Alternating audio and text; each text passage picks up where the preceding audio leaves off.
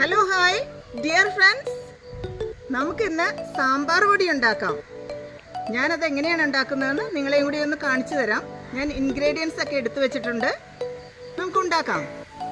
ഉള്ളി 200 ഗ്രാം, ഉണക്കമുളക് 150 ഗ്രാം, കടലപ്പരിപ്പ് 25 ഗ്രാം, തുവരപ്പരിപ്പ് 25 ഗ്രാം, ഉഴുന്ന് 25 ഗ്രാം, ജീരകം 10 ഗ്രാം, ഉലുവ 5 ഗ്രാം, കായം 5 ഗ്രാം, വേപ്പില ആവശ്യത്തിന്.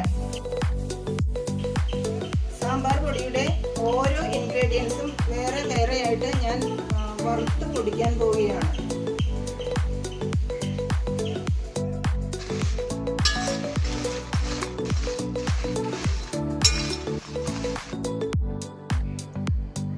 സാമ്പാർ പൊടിയുടെ ഇൻഗ്രീഡിയൻസ് ഓരോന്നോരോന്നായി വറുത്ത് പൊടിച്ചു വച്ചിരിക്കുന്നതാണ്.